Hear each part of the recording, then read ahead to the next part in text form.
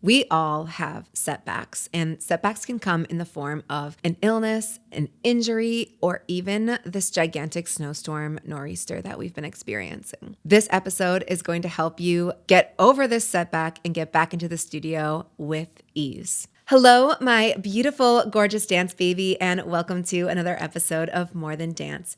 Today, we are talking about how to get over a setback. And a setback can be a multitude of things. It could be you're injured, you're sick, you're caught in a blizzard. Today, we're going to help you learn how to get back involved with the things that you love, dance, and get back in on your schedule. So the first thing to do is to approach what you're going through without judgment, and remember that even the fact that you're thinking about, oh, I want to be at dance right now, or I wish that I could go to class tonight, but I'm snowed in. That gets credit as well. It can be frustrating. It can be a little bit defeating to feel like you are set out to do something and then something is getting in your way. The first step is to come up with a solution. So if it's an illness, it's like, how are you getting yourself better? Are you still running yourself ragged, or are you letting yourself rest? If it's an injury, it depends on what type of injury, because if you know me, you know I've danced on many injuries. Actually, when I feel best when I'm injured is actually on the dance floor, which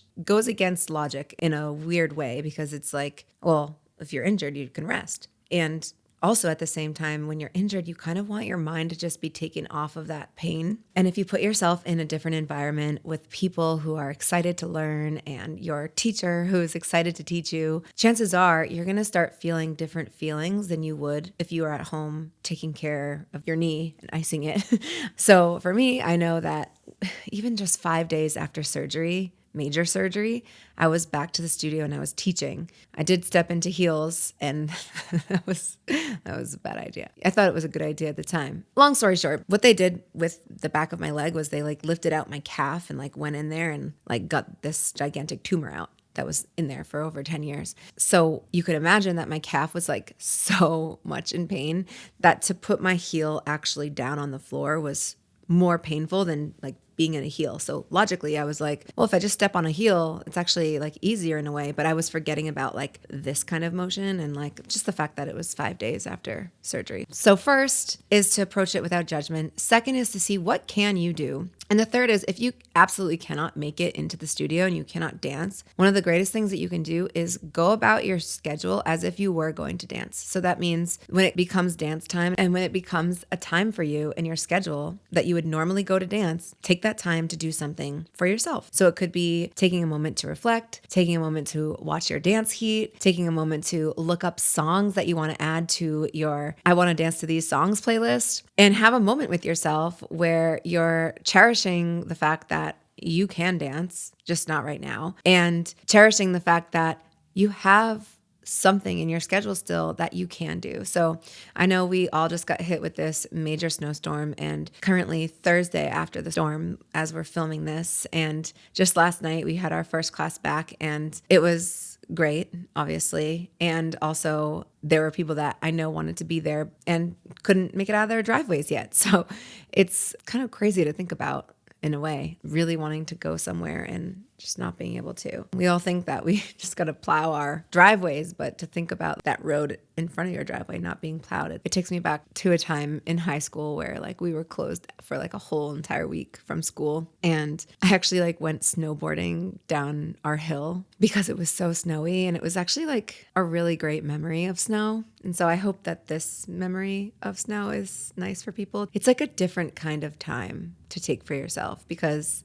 I was telling Josh this too. I was like, wow, this is definitely not a vacation, and it's definitely not a staycation, but it isn't exactly a work week, and it's something in between. So what we did to get the most out of this was spent time together, quality time. We cooked things that we wouldn't normally cook. When I'm talking to my students, I'm noticing as they're coming back in, when you're done being sick, or when your injury is healed, or when the snow is plowed and it's time to get back in from your setback, it's important to approach it again without judgment. So the first non-judgment moment is when you realize you are not able to go, to not judge yourself. And then the second non-judgmental moment is when you do go back in and maybe you notice you're weaker. Maybe you feel like you are on a roll with memory, and then your setback is the fact that you had time in between and now you're coming back. Things don't feel like they used to. Maybe your stamina, it depends on how long you've been out, but maybe your stamina has changed. And all of these things are really important things to notice.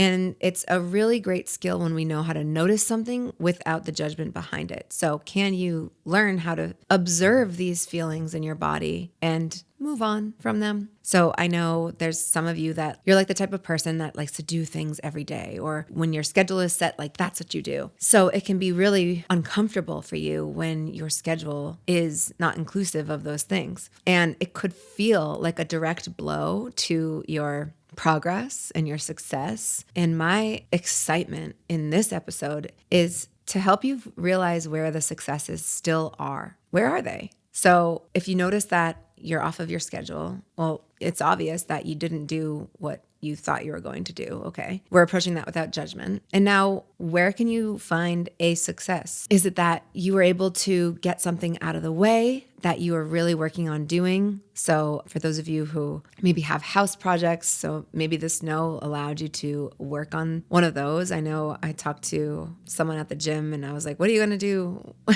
And he was like, I'm going to build my daughter's furniture. And I was like, build it. And he was like, no, assemble it. And I was like, oh, that's actually worse.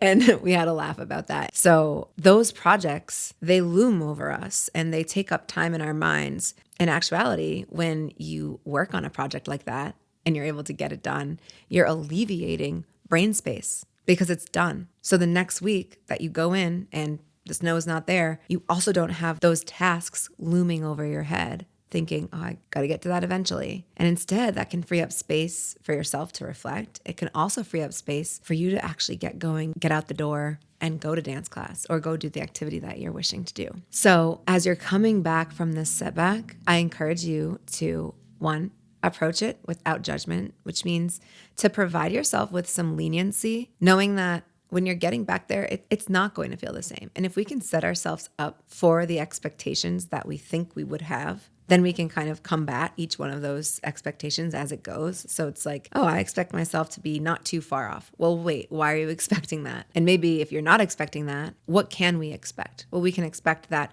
we can control how our fun is had. Meaning if you're realizing, oh, I'm being too tough on myself, you can expect from yourself that you know how to get yourself out of that because you've done the work and you've been thinking about concepts like this, especially if you've been following along for this past year with this podcast. We talk a lot about that all the time. And then finding the successes. So the successes might look different. And when they do look different, it's because, one, we might be taking those successes for granted. So that could look like, even just driving to the studio is like, well, that was a success. I got there in the snowstorm. Or it could be, I wore this really cute outfit that I was planning on wearing and I feel really good in it. I wasn't judging myself in the mirror, or I was able to really bond with the song and the beats. So yeah, your endurance and your stamina might be down, but maybe your mental is so up because you've been so zoned in on wanting to dance while you were working through the setback that you were on. So I'm excited for you to get back to your activities, get back to the studio, and get back to dance, and to do so with an encouraging perspective, knowing that